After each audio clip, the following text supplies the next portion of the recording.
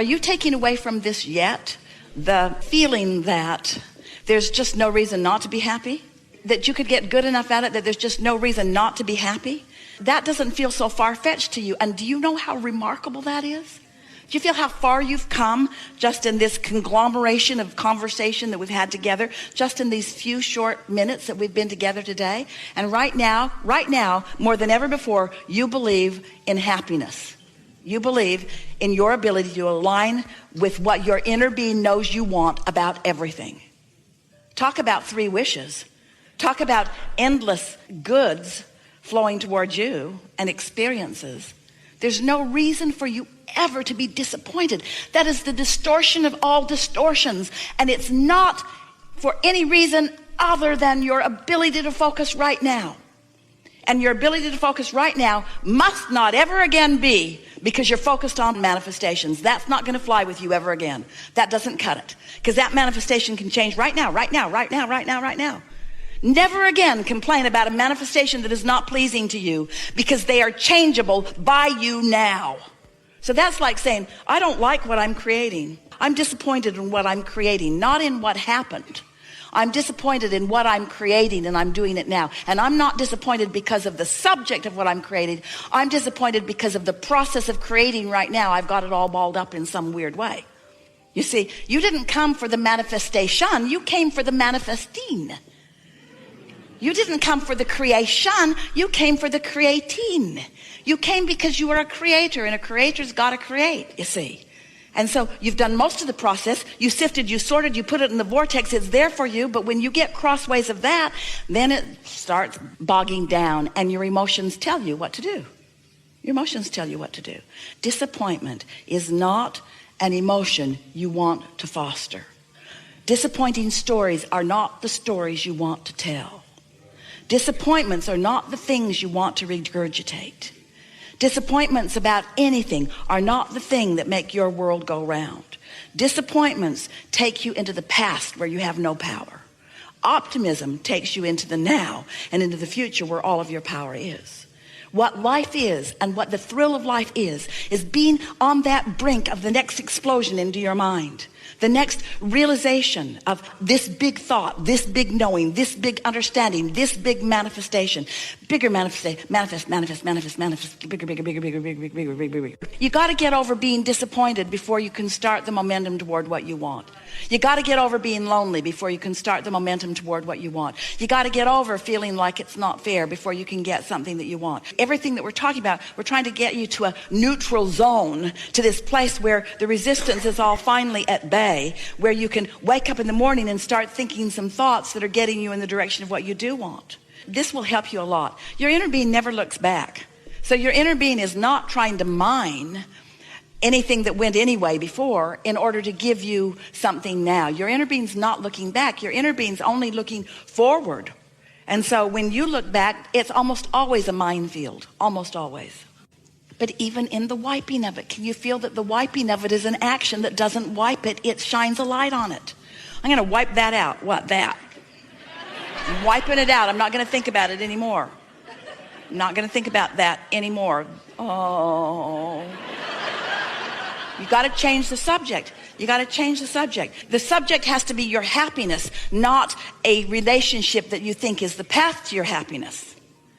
The subject is happiness. And there's happiness in so many subjects. Let's see. Just got to be happy, not happy with this ulterior motive. I want to be happy, universe, with a person.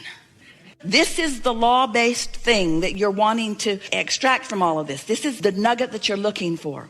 If I don't want it, and in my not caring, I can get it. Now, stay with us, because that sucks in and of itself.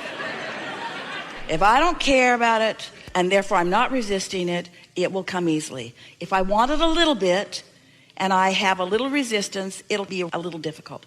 If I really want it, and I really don't expect it, or I really don't believe it, then I'm going to have a big time struggle. So the key is to want it, to want something a little, and let the desire for it grow naturally.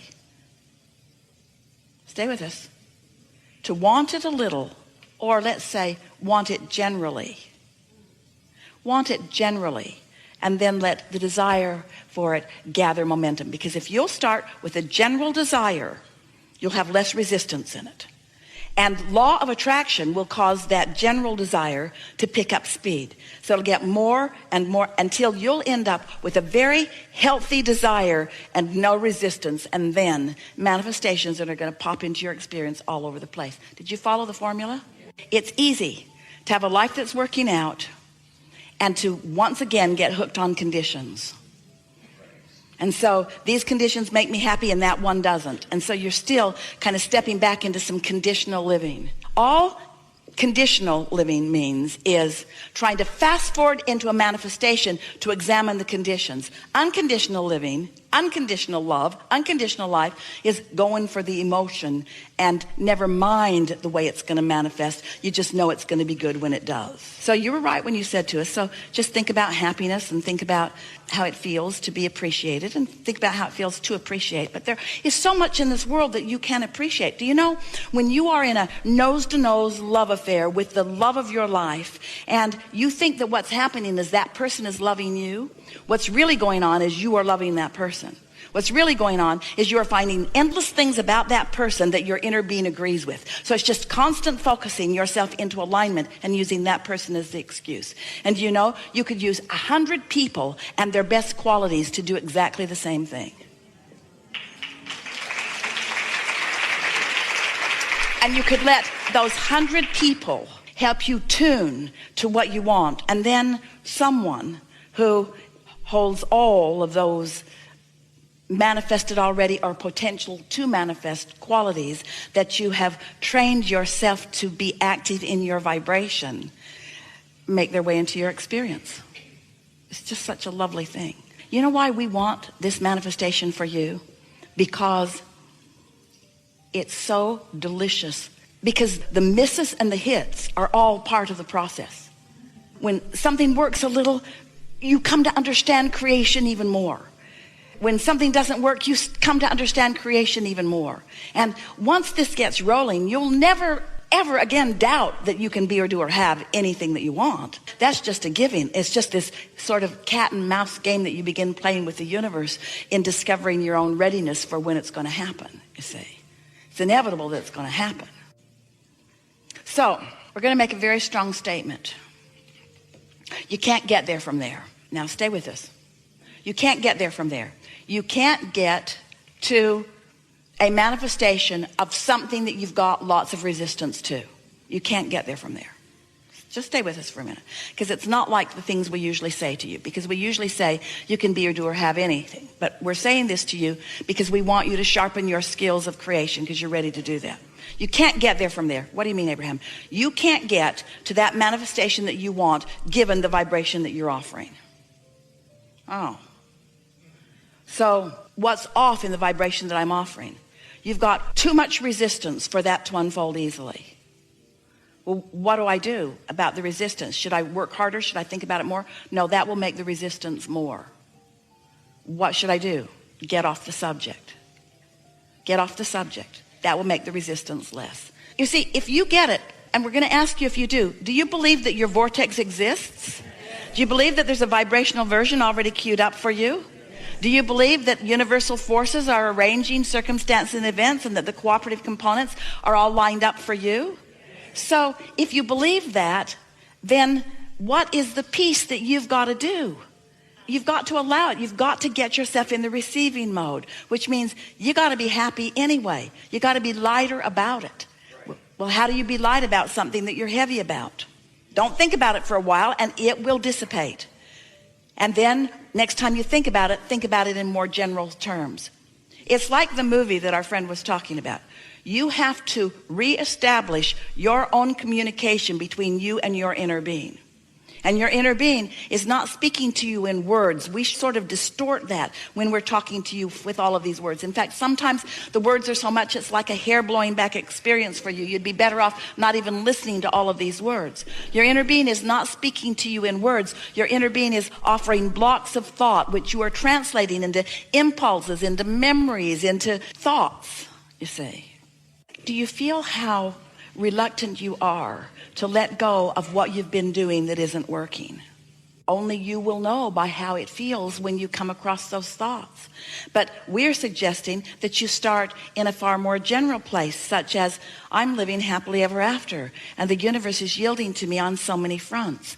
And I really believe that whatever I want on any subject can come to me. And there's evidence of what I'm wanting coming to me in many, many ways. And I'm looking forward to the discovery of more and more avenues through which well-being can flow to me. And I'm certain that I have all kinds of desire that is lined up for me, that's in my vortex, that's being yielded to me. And I believe that the universe is yielding more to me than I'm maybe even able to receive. And I'm getting better and better at receiving it. And I really like this other stuff that I'm doing. And I really like understanding the laws of the universe. And I'm always looking for opportunities where I can help other people see how the laws of the universe are working too.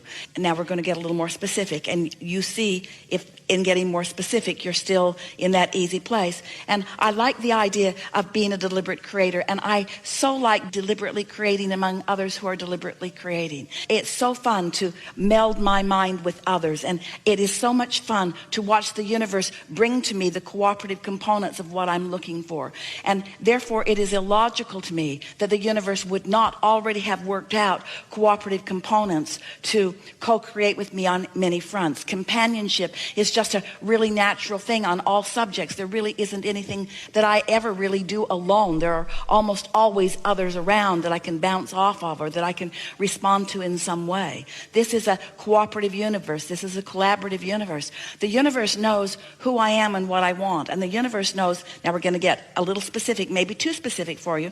The universe knows who I am and what I want relative to all topics, and even relative to this topic of companionship or partnership. The universe knows who I am and what I want. The universe has been watching my expansion and evolution. The universe knows exactly where I am.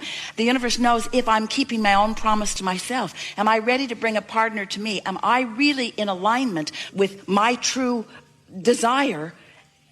Because if I'm really in alignment with my true desire, then I'm ready for the universe to yield that true desire for me. But if I'm not quite ready, then I really don't want the universe to yield it to me, even though I know the universe is going to yield to me, because law of attraction can't keep that from happening. So a person comes to me who's not quite right because I'm not quite right yet with my own desire. I have more opportunity to work more of the bugs out, more opportunity to really discover who I am, more opportunity to not care so much what others are thinking around me, more opportunity to flow the energy and not be so aware of how others are responding to the energy that I'm flowing. I'm getting ready to be ready for it. And when I'm ready, the evidence will show itself to me. I appreciate how the universe brings me an exact replica of whatever I've got going on vibrationally, so that I can see it, so that I can take the hit of it, so that I can feel the disappointment of it, so that I can take the bounce of it, so that I can launch the rocket of it, so that I can begin again, becoming more specific from a very beginning place of generality. When you finally made the decision that you were going to do something different, that decision was your grid filling in. That was you having asked and asked and asked, getting the vortex going and going and going, and at a moment of little or no resistance, that determination came to you and you knew what you were going to do. Remember how clear you felt? In fact, you're still feeling sort of clear about it because you were wanting to convince us all of that turning point here and now. So turning points, you like the word turning points? Turning points are often the grid filling in with an idea that you are now ready for. It's not that the idea isn't there. It's that you're not ready for the idea. It isn't that you're not ready for the idea because you don't want it, because you do. It's because you're not ready for the idea because you're not a vibrational match to the desire. You're a vibrational match to the absence of the desire. Feel the difference? So you ready yourself for what's in your vortex by feeling better. And you feel better by leaving out the things that don't feel good and focusing on the things that do feel good. So it is this simple. Take the handful of things that feel good and just run them into the ground. Have you ever had a good joke that you just want to tell to everybody?